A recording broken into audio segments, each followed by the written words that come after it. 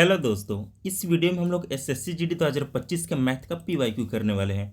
और आज का जो शिफ्ट है वो 12 फरवरी 2025 का थर्ड शिफ्ट है, डे 21।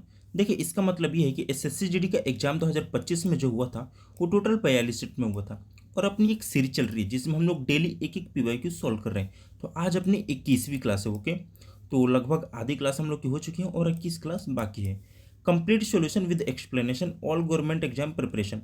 आप किसी भी गवर्नमेंट एग्जाम की तैयारी करते हैं तो इस चैनल पर आपको सभी एग्जाम के वीडियो पीवाईक्यू देखने को मिलेंगे। जीडी के एग्जाम 27 से होने वाले हैं और लगभग आपके पास 12 दिन के आसपास बचे हैं, तो उसका भी मैथ का एनालिसिस इस पर किया जाएगा। आप चाहें तो चैनल को सब्सक्राइब कर सकते हैं। तो चलिए शुरू करते हैं। चैनल का नाम पीवाईक्यू विद सनी है और इसमें टोटल 20 क्वेश्चन है। चलिए देखिए हमारा पहला क्वेश्चन है, आयुष चंडीगढ़ से लुधियाना की यात्रा अपनी कार से 77 किलोमीटर प्रति घंटा की गति से शुरू करता है और 63 किलोमीटर प्रति घंटा की गति से वापस लौटता है। यदि चंडीगढ़ और लुधियाना के बीच की दूरी 97 किलोमीटर है तो आयुष की पूरी यात्रा के दौरान उसकी औसत गति किलोमीटर प्रति घंटा में क्या है। देखिए, ये जरूरी नहीं कि हमें लेना है। जब सेम दूरी को उसी एक चाल से जाया जाए और दूसरी चाल से आया जाए और जब आपकी दूरी बराबर हो तो आप दूरी कुछ भी मान सकते हैं, वैल्यू वही होगी क्योंकि औसत स्पीड कुछ है। तो हम 97 को इग्नोर करेंगे। ओके, आपका एक फॉर्मूला होता है 2s1 2s1 इंटू s2, ये औसत दूरी का होता है। ओके, जब ऐसे है, जब दो चाल दिए हों और एक ही दूरी को तय करते हो, और नीचे होता है s1 प्लस s2। ओके, ये आपका फॉर्मूला होता है। तो चलिए इस फॉर्मूला पे हम रख देते हैं क्योंकि एसएससी में मेन खेल टाइमिंग का, टाइमिंग आपको बचाना है। तो 2 का 2 हो जाएगा। S1 कितना है? S1 आपका 77 है, 77। ओके, और S2 कितना है? S2 63 है, 63 upon S1 plus S2 77 plus 63 कितना होगा? तो 77 3 80 और 8 6 14 140 हो जाएगा आपका। ओके, अब इसको बस काट पीट करना है, जो आ जाएगा वही अपना आंसर हो जाएगा। ओके, तो चलिए काट पीट करते हैं। सबसे पहले हम 7 से कर लेते हैं। ओके, तो 7 से काटेंगे 77 तो 11 बार में, 7 से इसको काटते हैं तो 20 बार में। ओके, 2 से काट देते हैं इसको तो ये 10 बार में कटेगा। 63 गुणे 11 कितना होता है? तो 63 गुणे 10 करें तो 630 और प्लस 63 ऐड कर दो तो 693 हो गया आपका। ओके, 693 में जब 10 से डिवाइड करेंगे तो यहाँ पे 10 यानी 69.3, ऑप्शन थर्ड। ओके, उम्मीद है आपको समझ में आया होगा। देखिए, एक्सप्लेन करने में टाइम लगता है। ओके, चलिए next question, question number second, हमें इसका एलसीएम बताना है। देखिए, ऐसे क्वेश्चन में अगर एच से पूछे तो आप सबसे छोटी संख्या लेते हैं जबकि जिसकी सबसे कम पावर हो, और एलसीएम में सबसे बड़ी संख्या लेते हैं, मतलब जिसकी सबसे ज़्यादा पावर हो। अगर एलसीएम पूछते हैं तो जिसमें सबसे ज़्यादा पावर हो हम उसी को लेंगे, एच से पूछे तो कम पावर वाले को। तो देखिए एलसीएम पूछे हमसे, तो सबसे पहले तो 2 है, 2 में देखिए मैक्सिमम कितना पावर है। आपने कहा यहाँ पे 3 पावर है, यहाँ पे 2 पावर है, तो हम ज़्यादा वाले लेंगे। ज़्यादा कितने? आपने कहा 3 पावर, तो हम 2 की पावर 3 लेंगे।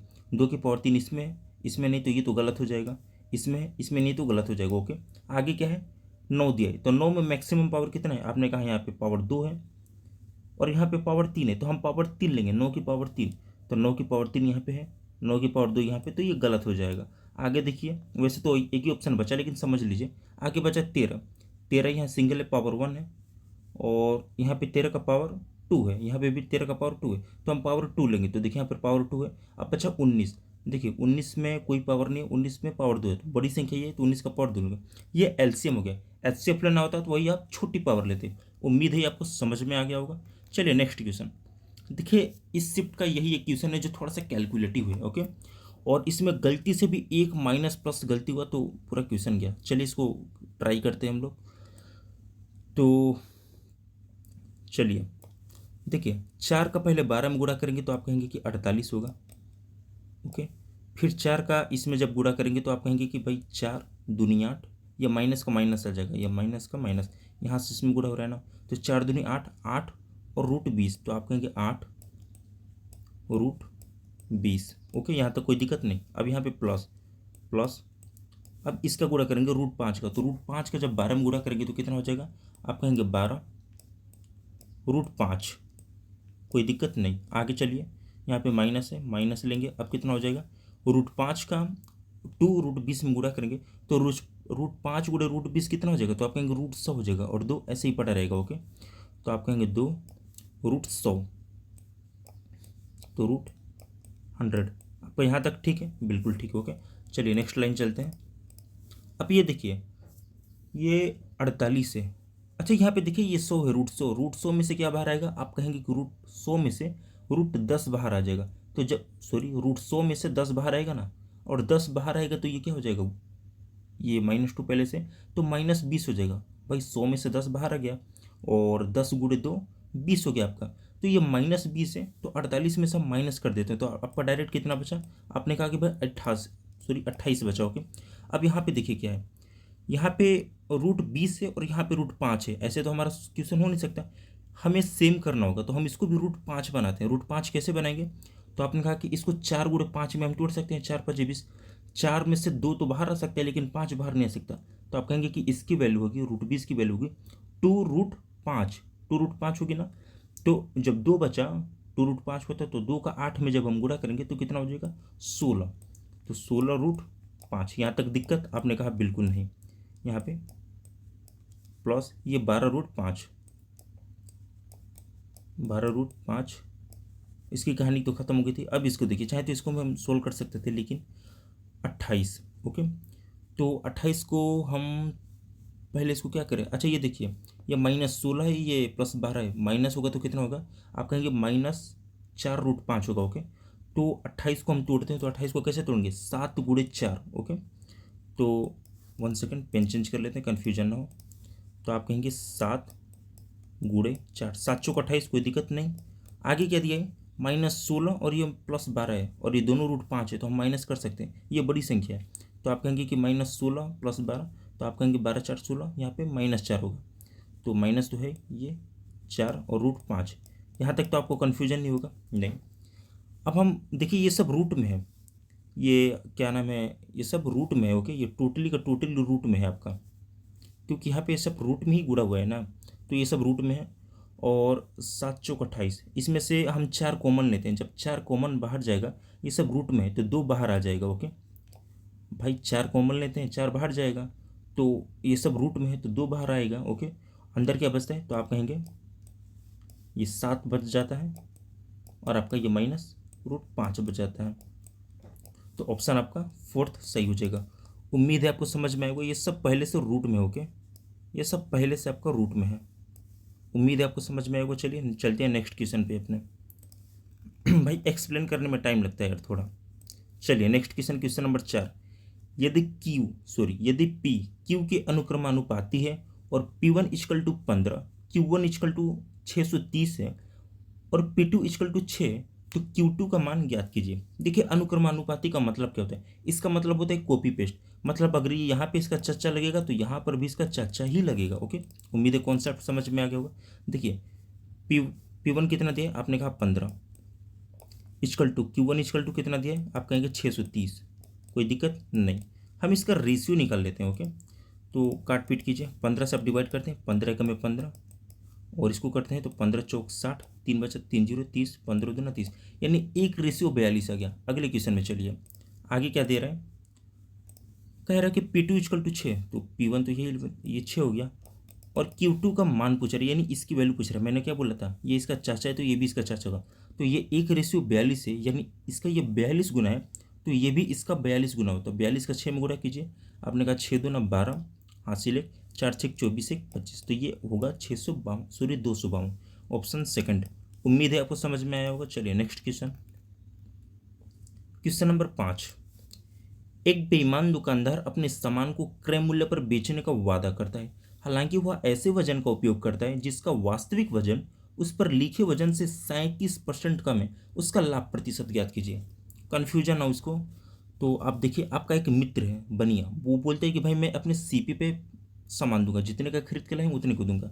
तो उसने 100 रुपये का सामान खरीद के लाया, कितना लाया, 100 यूनिट लाया। ओके, उसने तुमको कितना यूनिट दिया, 37% कम दिया। 37% मतलब कितना होता है कम, आप कहेंगे 66 60 और 63। ओके, उसने आपको 63 यूनिट ही सामान दिया।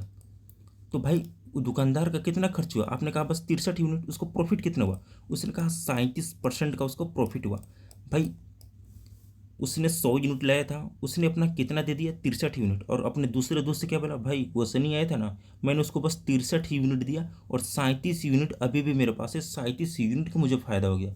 100 रुपये में 100 यूनिट लाया, लेकिन 100 रुपये में उसको बस 63 यूनिट दिया, 37 यूनिट बचा, इसको 37 रुपये और बेच दूंगा।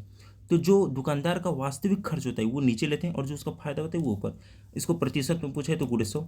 उम्मीद है आपको समझ में आया होगा, इसी को बस कैलकुलेट करना है। ओके, तो चलिए कैलकुलेट करते हैं। तो देखिए ऐसे भाग में आप सबसे अच्छा ऐसे कैलकुलेट किया कीजिए। 1 सेकेंड, 3700 भाग 63 है ना, 3700 में 63 से भाग करना है। ओके, 3700 में 63 से। देखिए ये वाला भाग आप कहेंगे ये बच्चों वाला, भाई ये सबसे ईजी मेथड होता है, 63 से करना है ना, यहाँ पे कन्फ्यूजन होता ही नहीं है। चलिए इसको डिवाइड कीजिए। देखिए कितनी बढ़ जाएगा, आपने देखा कि ऑप्शन में 5 6 और 6 पहले लिखाएंगे, या तो 5 बढ़ जाएगा या 6 बढ़ जाएगा। अगर 6 बार ले जाते 6 छः का 36 और 3 6 का 18 नहीं जाएगा, 5 बढ़ जाएगा, तो 5 बार लेके चलिए। तो 3 5 15 के 5 हासिल 1, 5 6 30 1 31। 370 में से 315 माइनस कीजिए तो 70 में से 15 हो जाएगा, तो 60 और 55 यानी 55 बचेगा। ओके, आगे का जीरो ये ले लीजिए, ये जीरो 550। अब कितनी जाएगा, आपने देखा कि ऑप्शन में ये सब है, तो 6 7 42, 6 8 48, 6 9 54, 9 बढ़ता जाएगा नहीं, 8 बार, 6 बटे 48 और 3 बटे 24, 8 बार जाएगा। ओके, तो जब ये 8 बार आपका जाएगा, पहले कंफर्म कर लेते हैं, तो 3 बटे 24 के 4 हासिल 2, 8 6 48 और 48 2 50। तो कितना बचा आपका, आपने कहा कि यहाँ पे बचा 46, तो 46 बटा 63, 58 से ही 46 बटा 63, ऑप्शन ए। उम्मीद है आपको समझ में आया होगा। एक बार थोड़ा कन्फ्यूजन ना हो, देखिए दुकानदार अपना जितना खर्च कर दे, यानी सामने वाले को जितना दे दे उसको नीचे लिखते हैं, ऊपर जितना उसको फायदा हो जाए, जितना उसने धांधली करके अपने पास रख लिया, धांधली करके अपने पास जितना रखा वो ऊपर रहता है, और दुकानदार ने जितना सामने वाले को दे दिया वो नीचे रहता है। बस ये आप हमेशा याद रखिएगा, कन्फ्यूजन नहीं होगा। Okay, next question, question number 6। समूह ए में 30 सदस्य, समूह बी में 76 सदस्य, समूह सी में 44 सदस्य हैं। इन सभी समूहों के सदस्य एक रेस्टोरेंट जाते हैं। समूह ए, बी और सी के प्रत्येक सदस्य पर औसतन क्रमशः 249 रुपये, 168 रुपये और 498 रुपये व्यय होते हैं। प्रति सदस्य पर कुल औसत ज्ञात कीजिए। ओके, तो चलिए शुरू करते हैं। देखिए ऐसे क्वेश्चन में हम सबसे छोटा औसत लेते हैं। आप कहेंगे कि भाई बीच वाला औसत लेंगे, भाई बीच वाला लेने पर एक बार माइनस एक बार प्लस करना पड़ता है, इसलिए हम सबसे छोटा लेते हैं। सबसे छोटा क्या है, आपने कहा 168, हमने औसत मान लिया 168, भाई मैथ है हम कुछ भी मान सकते हैं। आपने औसत माना 168। अब देखिए टीम ए ने कितना खर्च किया, आपने कहा भाई 249, भाई हम औसत 168 माने थे, कितना रुपये ज़्यादा खर्च किया है, तो आपने कहा कि भाई 68 32 तो यहाँ पे ज़्यादा खर्च किया और 49 यहाँ पे, कितना हो गया 9 2 11 4 3 7 1 1 8। तो आपने कहा कि भाई टीम ए ने 81 रुपये खर्च किए, टीम ए ने 81 रुपये खर्च किया। टीम ए में कितने लोग हैं, आपने कहा 30 लोग हैं, तो टीम ए के प्रत्येक व्यक्ति ने 81 औसतन रुपये अधिक खर्च किया।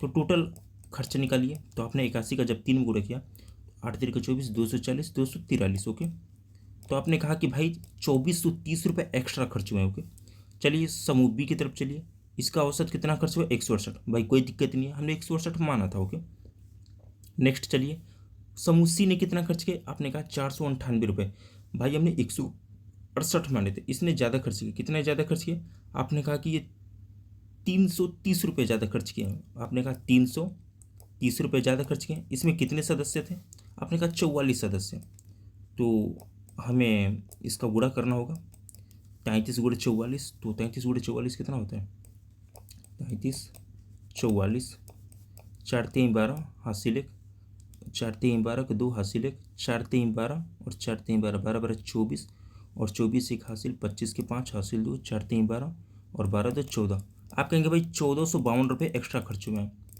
1452 रुपये एक्स्ट्रा खर्च हुए हैं। अब इन सबको ऐड कर दीजिए कि टोटल एक्स्ट्रा कितना खर्च हुए, तो आपने कहा 2 5 3 8 4 4 8 2 1 3, आपने कहा टोटल 3882 रुपये ज़्यादा खर्च हुए।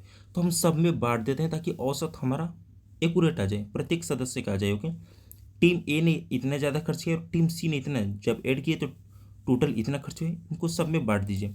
सब में कैसे बांटेंगे, टोटल कितने लोग हैं, तो आपने कहा कि भाई 1 सेकेंड हम वैसे ही करते हैं, ज़्यादा ईजी रहता है। लिखने में ऐसा नहीं रहता है। ओके, एक एक माइनस हो जाता है। टोटल कितने लोग हैं? आपने कहा 76 + 44 + 30, 76 4 80, 80 40, 120, 120 30, 150। ओके, 150 है, तो इसको डिवाइड कीजिए। तो हम इसको डिवाइड करते हैं भाई, कोई गलती तो नहीं है? नहीं, कोई गलती तो नहीं दिख रहा। तो डिवाइड कीजिए, 15 दूनी 30, 15 3 45, 2 बढ़ जाएगा। ओके, तो ये हो गया 300। बचा कितना आपका? 88। ओके, ये 2 नीचे ले लेंगे, अब कितना बढ़ जाएगा? तो 150 दूना 300, दूना 600, 750, तो कितना बढ़ गया? 3 दूना 6, 4, 5 बढ़ जाएगा। ओके, लगभग 5 बार मेरे को लग रहा है जाएगा। कहीं तो शायद गलती हो रहा है, कहीं तो कुछ गलती हुआ है भाई। कुछ 33 × 44 नहीं होगा ना भाई? 1452 कैसे हो गया? 33 × 44, 44 का अगर 10 में करे तो 440, 4, हाँ लगभग उतना ही। चलिए देखते हैं क्या होता है। तो 882, 5 बार किया तो कितना होगा? 3, 3 दूना 600, 750। ओके, तो 2 में से 0 गया, 2 ही बचा। 8 में से 5 गया, 3 बचा। 8 में से 7 गया, 1 बचा। 132, 25, 168। भाई कहीं तो कुछ गलती हुआ है, 1 सेकंड। भाई गलती वहाँ पे हुआ है भाई, 33 का हमने 44 में गुणा किया, ये तो सही है, लेकिन ये जीरो लगाना हम भूल गए। ये जीरो लगेगा भाई यहाँ पे, इसके लिए हम क्षमा चाहेंगे, अपना टाइम थोड़ा सा नुकसान हुआ यहाँ पे भाई, जीरो लगेगा ये। अब हमें इसको फिर से ऐड करना होगा भाई, इसके लिए हम थोड़ा क्षमा चाहेंगे, गलतियाँ हो जाती हैं भाई। ओके, हम भी SSC GD की तैयारी कर रहे हैं और एग्ज़ाम डेट अपना 27 अप्रैल से आ गया है, और अभी भी कुछ बहुत टॉपिक बाकी हैं, पता नहीं कैसे क्या होगा। देखिए, SSC GD का एग्ज़ाम डेट बिल्कुल अचानक आ गया, और हम लोग का ये था कि SSC GD का हम लोग देखेंगे, फरवरी में एग्ज़ाम हो जाएगा, उसके बाद हम लोग यूपी पुलिस का देखेंगे, क्योंकि यूपी से हूँ मैं। और GD का लेट हुआ, हमें लगा कि भाई 10-15 दिन में या कुछ दिन में हो जाएगा, उसके बाद हम पुलिस देखेंगे। और ऐसा ही स्थिति आया कि भाई GD और पुलिस लगभग दोनों टकराव हो गए। मैंने अपना स्लॉट बुकिंग लास्ट का किया है, उसके बाद 10 दिन बच रहे पुलिस के लिए। अब देखते हैं क्या होता है। तो चलिए शुरू करते हैं हम लोग। ये कितना था? ये आपका 1400, सॉरी 14,520। इसको अब ऐड कीजिए, 0 का 0, 3 2 5, 5 4 9, 4 2 6, और ये 1, 16,950। 14,002, 16,000, 5 4 950। ओके, अब इसको हमें डिवाइड करना है भाई, एग्जाम में यही तो होता है, गलती से भी एक वर्ड अगर गलती हो गया ना, तो चलिए 150 से डिवाइड कीजिए। आपने कहा कि भाई हम 0 से 0 पहले काट देते हैं, बिल्कुल काट देते हैं। बचा 15, 15 से डिवाइड करें तो कितना भर गया? 15 दूना, सॉरी 1 भर जाएगा ना, 15 एकम में 15, 1 भर गया। कितना हासिल बचा?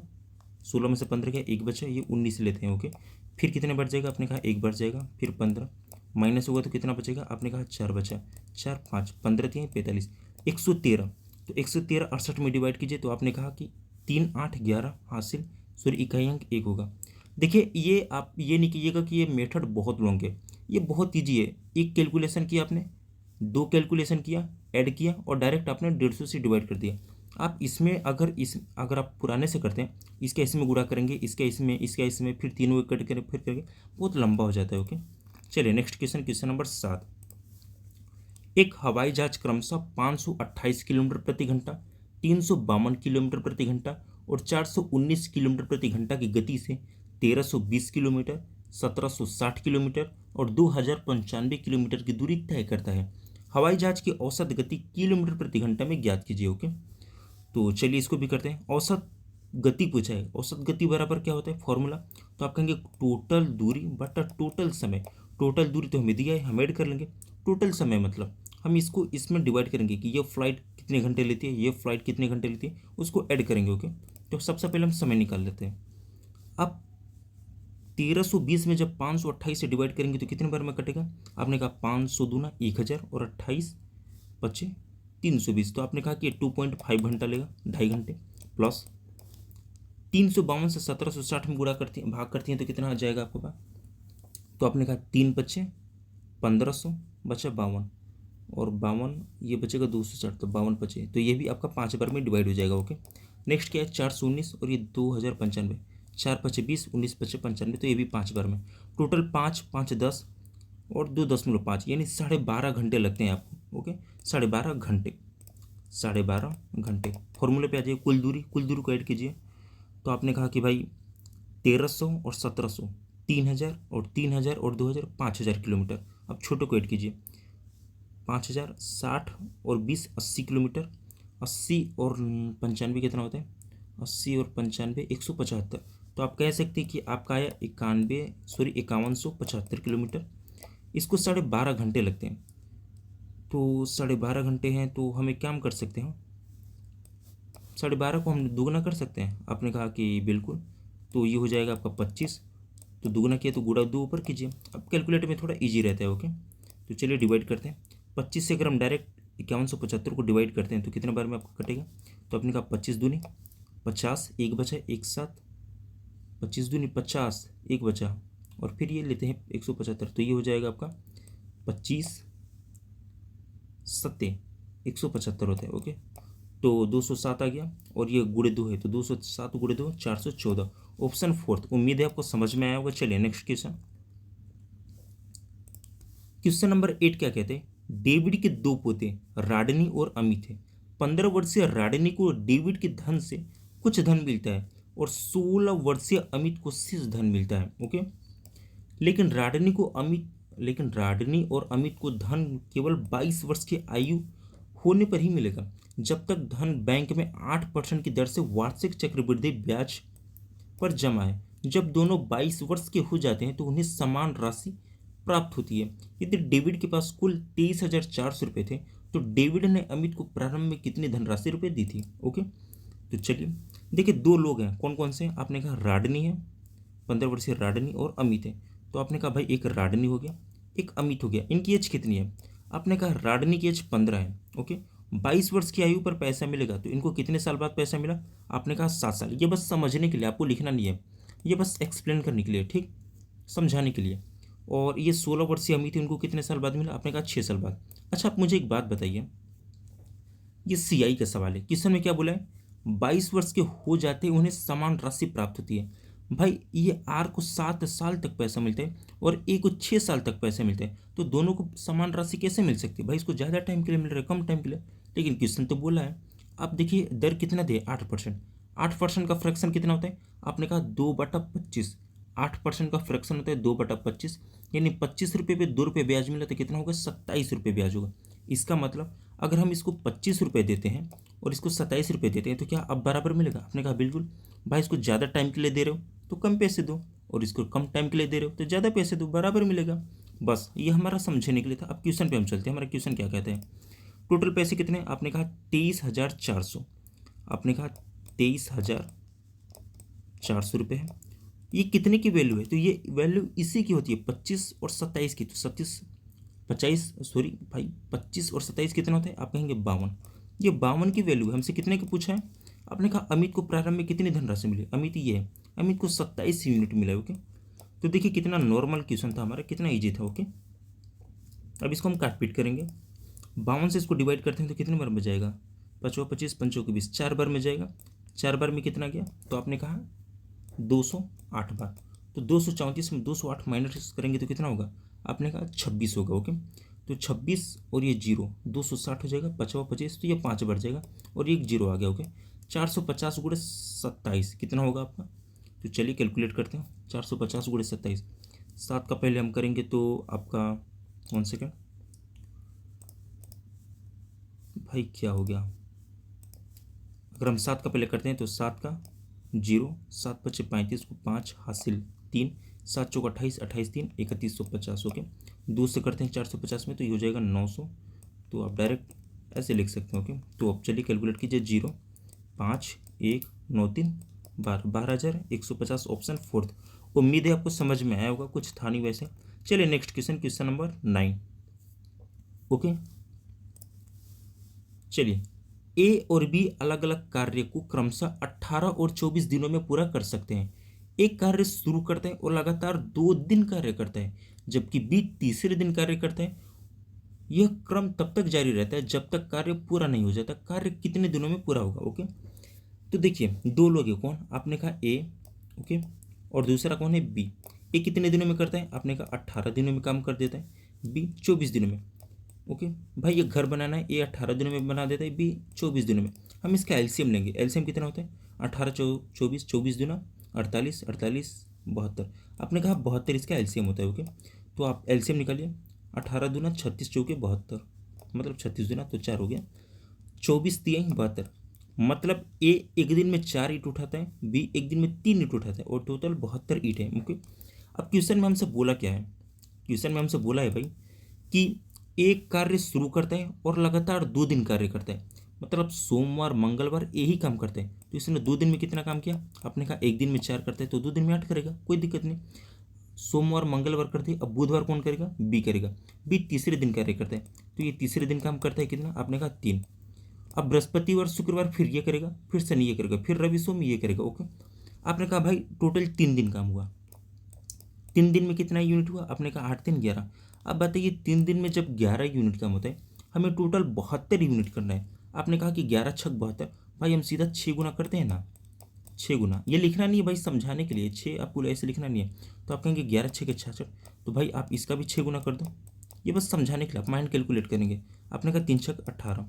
आपने कहा भाई 18 दिन में 66 यूनिट काम हो गया है। ओके अब हमें अगला काम करना है। आपने कहा 19वें दिन भी ए करेगा। ओके तो 19वां दिन ए करेगा तो ये कितना यूनिट करेगा? 4 यूनिट। तो 66 4 70 हो गया। ओके अब कितना काम बचा? आपने कहा 72 करना था, 70 हो चुका है, 2 यूनिट बचे।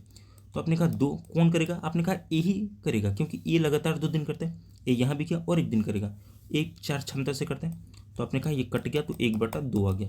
तो 19 से 1/2, तो 19 से ये में, और 19 से 1/3, ये 3 नहीं है भाई 2 है। ये क्वेश्चन बनाते समय लगता है टाइपिंग एरर का। 19 से 1/2 ऑप्शन थर्ड। ओके चलिए नेक्स्ट क्वेश्चन। Question number 10। एक कर्मचारी के वेतन में पहले 8% की वृद्धि की जाती है और फिर 8% की कमी की जाती है, उसके वेतन में प्रतिशत परिवर्तन क्या है? अगर क्वेश्चन में ऐसा कभी भी सवाल है कि x% की वृद्धि की जाए और x% की कमी की जाए, मतलब जितने की वृद्धि की जाए उतने ही की कमी की जाए, तो उसका एक फॉर्मूला होता है। आप कहेंगे क्या? a² upon 100। ओके ए की वैल्यू कितनी? 8। 8 कवर करेंगे होता है 64/100, तो डबल जीरो होते हैं यहाँ पे 10 मतलब यानी 0.64%। और ये हमेशा माइनस में होते हैं। ओके ये हमेशा माइनस में आते हैं। तो माइनस इतने की मतलब घाटा हुई, परिवर्तन हुआ तो भाई परिवर्तन तो इतने का पूछा। प्रॉफिट को लॉस तो ये माइनस में हमेशा लॉस होता है। ओके चलिए नेक्स्ट क्वेश्चन, क्वेश्चन नंबर 11। सरलीकरण। देखिए इसमें हम सबसे पहले छोटे कोष्टक को सोल्व करते हैं। ओके आप देखेंगे 6 - 5, 6 में से 5 जाएगा। आपने कहा 1 बचा, 1 1 का 2 में गुणा करेंगे आप तो कितना हो गया? आपने कहा कि 1 का 2 में गुणा करें तो आपका 2 हो गया। ओके 2 का आपने 10 में गुणा किया तो कितना हुआ? आपने कहा कि 20 हो गया। और 20 - 20 कितना होता है? आपने कहा 0। 20 का -20 करेंगे तो हो गया 0। अब आपको पता है कि 20 का कुछ भी गुणा कीजिए भाग कीजिए वो डाटा 0 ही कर देता है। 0 में 47 से भाग करेंगे 0 ही आएगा। फिर 0 का 6 में गुणा करेंगे 0 ही आएगा। अब ये प्लस आ गया, 10 में 0 जोड़ेंगे तो 10 रह जाएगा आपका। ओके तो आप गुणा करते हैं, 10 तिहाई 30, 40 में से 30 गया, आपने कहा 10, ऑप्शन थर्ड। उम्मीद है आपको समझ में आएगा। चलिए नेक्स्ट क्वेश्चन। एक व्यापारी अपने माल का अंकित मूल्य क्रय मूल्य से 60% अधिक निर्धारित करता है। यदि वह अपने माल को 25% की छूट पर बेचता है तो उसका लाभ प्रतिशत। एक व्यापारी है। ओके उसके माल का दाम है 100 रुपये। ओके मतलब कपड़े का दाम है 100 रुपये। वो क्रय मूल्य से 60% अधिक अंक निर्धारित करता है, मतलब भाई उसने 100 रुपये का खरीद कर लाया था लेकिन 60% अधिक दाम रख देता है। 60% का फ्रैक्शन 3/5 होता है। आपने कहा यानी उसकी वैल्यू पहले 5 रुपये थी। ओके अब 3 रुपये एक्स्ट्रा करती है 8 रुपये। भाई आप 100 गुणे 160 लिखते तो काट पीट को वही होता है, इसलिए हम इसको फ्रैक्शन में लिखते हैं। आगे क्या कह रहे हैं?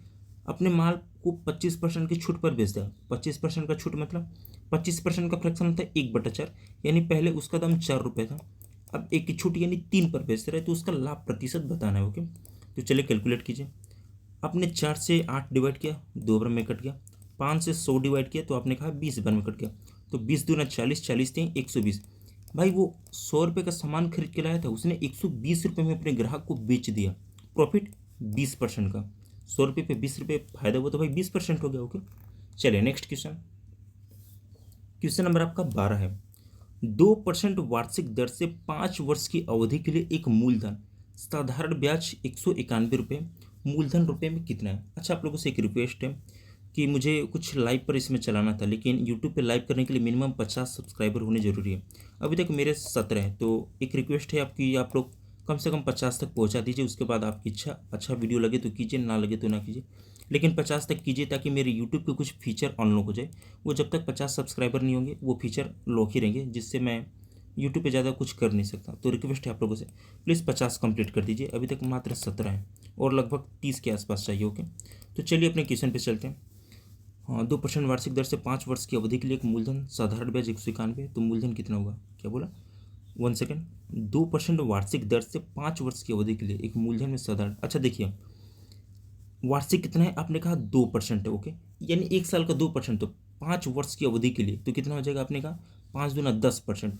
भाई 10% की वैल्यू 191 रुपये, तो 100% की वैल्यू कितनी होगी, तो आपने कहा भाई 10, एक जीरो ऐड कर दो तो 1910 रुपये, ऑप्शन ए। ओके, उम्मीद है आपको समझ में आया होगा। चलिए नेक्स्ट क्वेश्चन, क्वेश्चन नंबर 14, ये भी सरलीकरण है। देखिए आप कंफ्यूजन हो जाते कि भाई माइनस का प्लस में गुणा होगा तो क्या होगा, प्लस का माइनस। इसका मैं बहुत अच्छा एक तरीका बताऊंगा। ओके, पहले क्वेश्चन देखिए, -60 में -15 से डिवाइड करेंगे कितनी बार में जाएगा, आपने कहा ये 4 बार में जाएगा, तो -4 हो गया। ओके, अब देखिए ये यहाँ पे गुड़े है, तो गुड़े को पहले सोल्व कर लेते हैं। -3 × 9 तो कितना होगा, -27 होगा, 29 27। अब देखिए इन तीनों को ऐड करेंगे, -27 -4 -9 कितना हो गया, 27 4 31, और सॉरी 27 4 31, 31 9 40, तो -40, ऑप्शन सेकंड। अब देखिए आपका कन्फ्यूजन कैसे दूर करना है। आपने कहा लास्ट में यहाँ पे क्या आया था, आपने कहा -4, और यहाँ पे कितना आया था, और प्लस ये आया था -27। ओके, और ये -9 आपका है ही। देखिए इसको हम कैसे करते हैं, आपका कन्फ्यूजन कैसे दूर होगा। माइनस मतलब होता है उधारी। आपने सनी से 9 रुपये उधार लिए, आपने सुमित से 4 रुपये उधार लिए, माइनस मतलब उधारी, और आपने रोहन से -27 रुपये लिया है। ये प्लस है बस ऐड करने के लिए कि भाई मेरे सभी उधारी को जोड़ दो।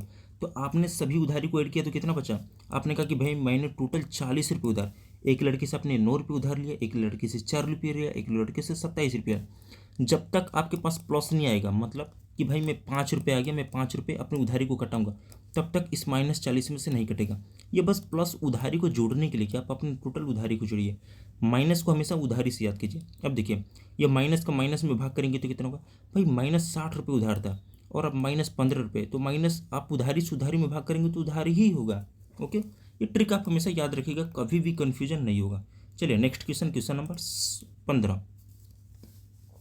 एक जिले की जनसंख्या 3,33,000 है, जिसमें से 2,13,000 पुरुष है, 71% जनसंख्या साक्षर है। यदि 71% पुरुष साक्षर है तो कितनी महिलाएं हैं। तो अब देखिए टोटल जनसंख्या कितनी साक्षर है, 71%, यानी औसत हमारा कितना, 71 पुरुष और महिला। औसत मतलब होता है कि जितने पुरुष हैं उतनी स्त्री है। 71% संख्या साक्षर है, मतलब 71 पुरुष भी साक्षर है तो 71 महिला भी साक्षर है। क्वेश्चन में बोला है कि 71 पुरुष पुरुष साक्षर है, तो महिलाएं कितनी, तो भाई महिलाएं भी 71 ही होंगी, तो ऑप्शन सेकंड। ओके, हम 71 दिए है तो 71 ही मानेंगे। चलिए नेक्स्ट क्वेश्चन, क्वेश्चन नंबर 16। देखिए क्वेश्चन क्या था अपना, वो सबसे छोटी संख्या कौन सी है जिसमें 5 जोड़ने पर वह 18 30 और 36 24 से विभाजित हो जाती है। ओके, तो देखिए इन हम सब में हमें 5 जोड़ना होगा। आपने ये देखा कि भाई इससे हमें डिवाइड करना है, यहाँ पे 30 से डिवाइड करना है, 30 से वही संख्या डिवाइड होगी जिसके अंत में जीरो आएगा, क्योंकि इसका ये कहेंगे कि जीरो है। 30 का आप कितना भी गुणा कीजिए लास्ट में जीरो तो आना ही है, जैसे 30 5 150। तो आपने देखा कि भाई इन सब में 5 जोड़ना है। ओके, तो 60 में 5 जोड़ेंगे तो 65 हो जाएगा, 50 में 5 जोड़ेंगे तो ये 55 हो जाएगा, तो इकाई अंक 5 हो गया। अब ये 355 है, 5 जोड़े 360। ओके, 365 में 5 जोड़े 370। ओके, जीरो से जीरो काट दीजिए। अब बताइए 3 से क्या डिवाइड होता है, 36 या 37, आपने कहा 36, तो ऑप्शन फर्स्ट आपका सही हो जाएगा। ओके, उम्मीद है आपको समझ में आया होगा। चलिए नेक्स्ट क्वेश्चन, क्वेश्चन नंबर 17 आपका, एक शहर की वर्तमान जनसंख्या इकाई दहाई सैकड़ा हजार 10,000 लाख 1 लाख है, जो प्रतिवर्ष 25% की दर से बढ़ रही है। 3 वर्ष पहले और 2 वर्ष पहले की जनसंख्या में क्या अंतर है। ओके, पहले का है, जैसे क्वेश्चन में क्या बोला है, वर्तमान 2026 चल रहा है ना, इसने बोला है कि 3 वर्ष पहले यानी 25 में, 24 में, 23 यानी 2023 में, और 2 वर्ष पहले यानी 2024 में। जनसंख्या अंतर मतलब 2023 में जितनी संख्या थी, मान लीजिए 100 थी, 2024 में संख्या कितनी थी, आपने कहा कि 111 थी, इसी का अंतर पूछना है तो आपको बताना है 11, सेम यही है। ओके, तो चलिए क्वेश्चन की तरफ चलते हैं। ये कितना है, 10, 100, 1000, 10,000, लाख। ओके, 50 50 25% की दर से बढ़ रही है। ओके, 3 वर्ष पहले का जाना है तो आप एक बात बताइए, 25% का फ्रैक्शन कितना होता है, आपने कहा 1/4, यानी 4 पे 1 बढ़ रहा है तो 5 हो जा रहा है। हम 2026 में, हमें 2023 का बताना है तो हमें पीछे जाना होगा, यानी हम बढ़कर 5 हुए थे तो वापस 4 पे जाइए, 1 साल पीछे, फिर और एक पीछे जाइए, तो आपने और 1 साल पीछे गया तो आप चले गए 2024 में चले गए। ओके, तो हमें 2024 का निकालना है, फिर जो डाटा आएगा फिर एक बार और निकालना है, उन दोनों का अंतर बताना है। तो आप देखते रहिए, डिवाइड कीजिए। तो आपने कहा 50 25, 25 से उसको डिवाइड करेंगे तो कितने बार में जाएगा, आपने कहा 25 चौक 100, पूरा कट गया और 3 जीरो बचा, तो 1 2 3 जीरो, ये गुड़े में है 16, तो 16 से इसको डिवाइड गुड़ा कर दीजिए। तो आपने कहा 16 चौके 64 और ये 3 जीरो, यानी 64,000 आपका था। कितने में, आपने कहा कि 2024 में आपका 64,000 जनसंख्या था। ओके, अब हमें 1 साल और पीछे आना है, क्योंकि हमसे 2 साल और 3 साल का पूछा था, तो हमने दूसरी साल की डाटा निकाली, अब हमें तीसरी साल की डाटा निकालनी है।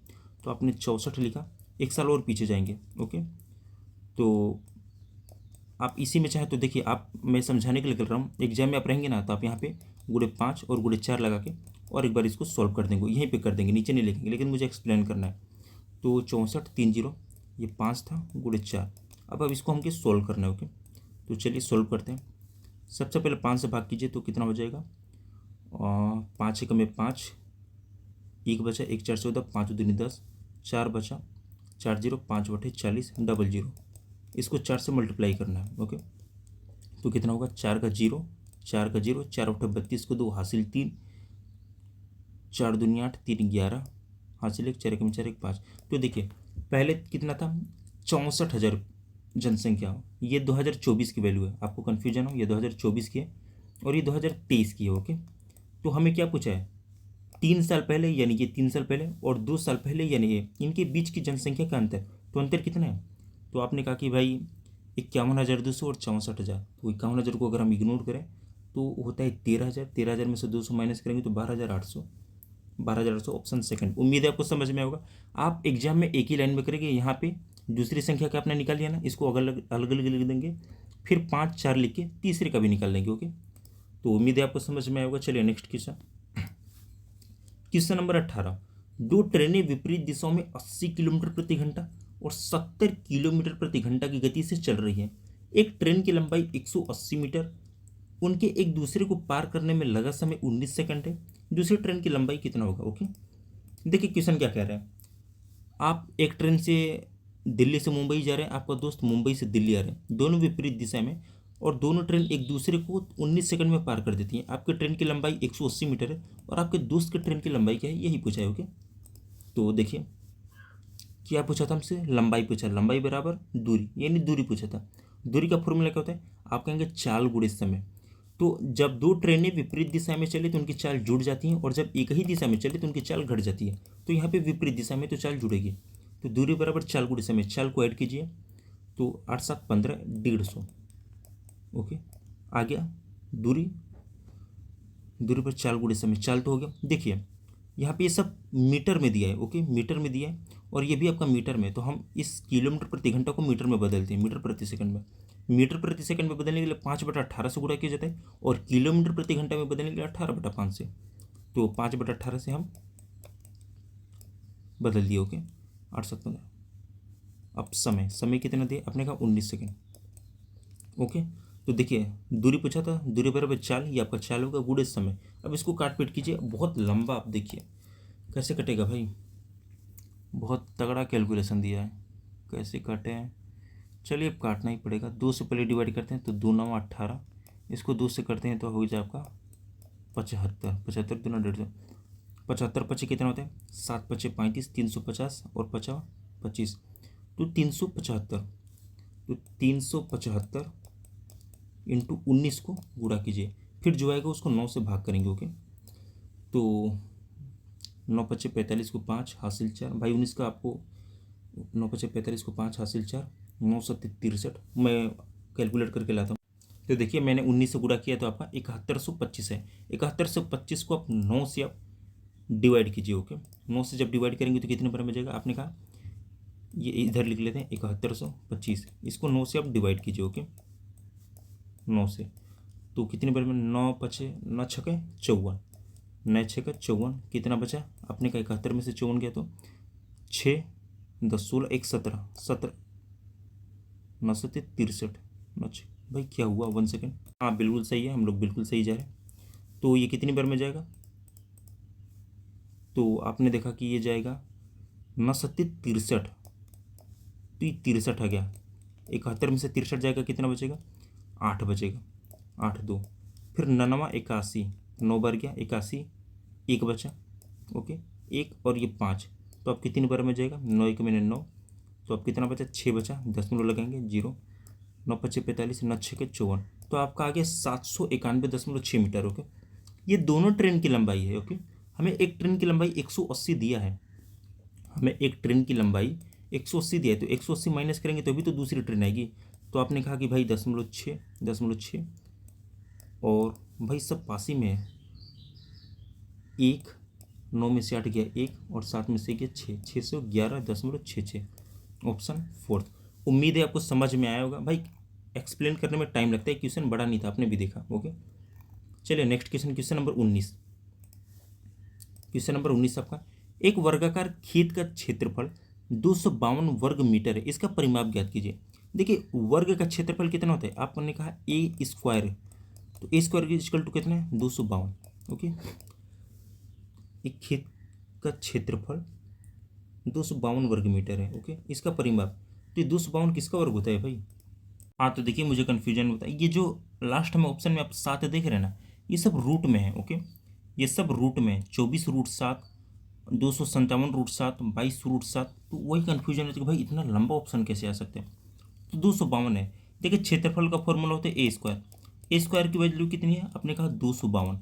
अब देखिए इसको हम सॉल्व कैसे करेंगे, ये किसकी वैल्यू होती है आपको भी नहीं पता, मुझे भी नहीं पता, तो इसको हम सबसे अच्छा तोड़ेंगे। तोड़ेंगे तो कितनी बार में जाएगा? तो आपने कहा कि अभाज्य एक संख्या होनी चाहिए, तो 35 7 42 2 4 7 3 21 21 7। हाँ देखिए ये आपका 36 गुणे 7 में टूट रहे हो क्या? आपने कहा ये ए स्क्वायर इजकल टू 36 गुणे 7 आप लिख सकते हैं। आपने कहा बिल्कुल, ये रूट में ए स्क्वायर है, इधर जाएगा तो ये रूट में हो जाएगा ना। आप 6 बाहर निकालिए तो क्या बचा? आपके पास रूट में 7 बचा।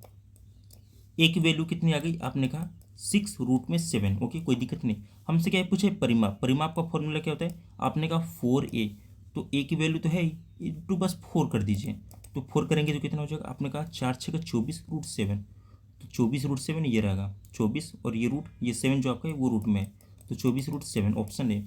उम्मीद है आपको समझ में आया होगा। चलिए नेक्स्ट क्वेश्चन, और इस शिफ्ट का last question. Okay, question number 20। यदि किसी वस्तु को 4000 में बेचने पर प्राप्त लाभ उससे 2790 में बेचने पर होने वाली हानि का 10 गुना है, यदि लाभ 20% प्राप्त करने की इच्छा है तो वस्तु को किस मूल्य पर बेचना चाहिए? यदि वस्तु को 4000 में बेचने पर प्राप्त लाभ उससे 2790 में बेचने पर होने वाली हानि का 10 गुना है। ओके, तो भाई इसको कॉमन सेंस कैसे लगाया जाए? 4000 है, इसको बेचने पर लाभ होता है, यानी इससे कम दाम में बेचा जाता है। 2790 में बेचने पर, यानी मैंने 2790 में बेचा तो हानि होता है का 10 गुना है। इसका हम डिफरेंट निकालते हैं, तो डिफरेंट निकालेंगे तो कितना होगा?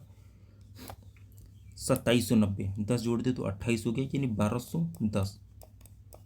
जो 1210 रुपये ये इसका 10 गुना है, यानी 1 गुना वो और 10 गुना ये 11 की वैल्यू है। तो एक की वैल्यू कितनी आ जाएगी? 11 गुणे 11 दाम 110, 11 और ये 1 0 110। तो इसे बेचने पर होने वाली हानि, तो हानि एक यूनिट को ही होगी, तो 110 इसको माइनस करेंगे तो कितना होगा? 3890।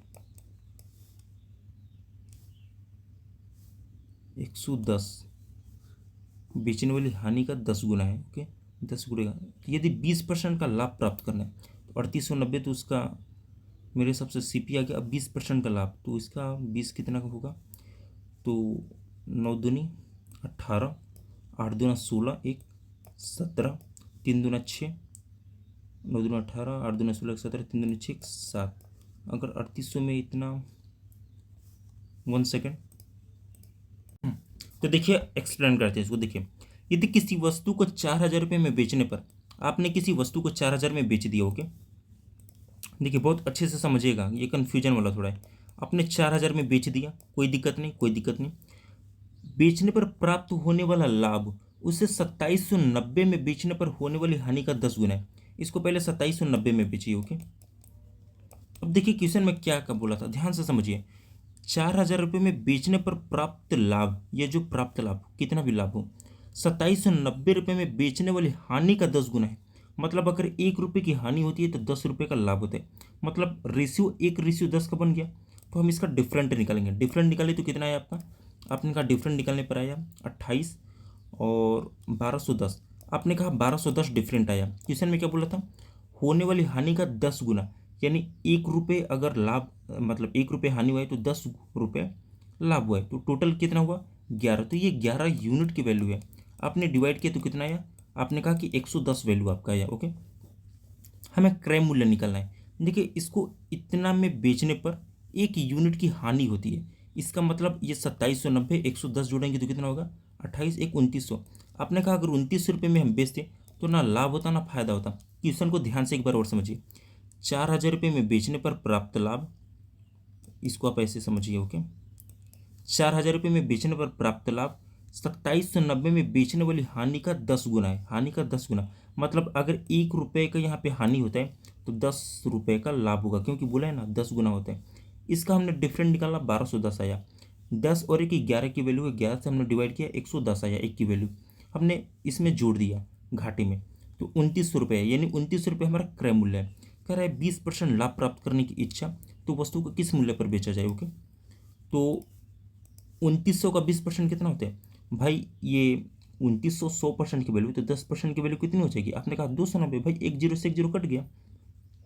जब 10% की वैल्यू 290 है तो 20% की वैल्यू कितनी हो जाएगी, आपने कहा 29 दूना 58 यानी 580। तो 2900 में 580 जब जोड़ेंगे तो हो जाएगा आपका 3480। Option fourth. उम्मीद है आपको समझ में आया होगा। चलिए देखिए अपना 20 क्वेश्चन हो गया।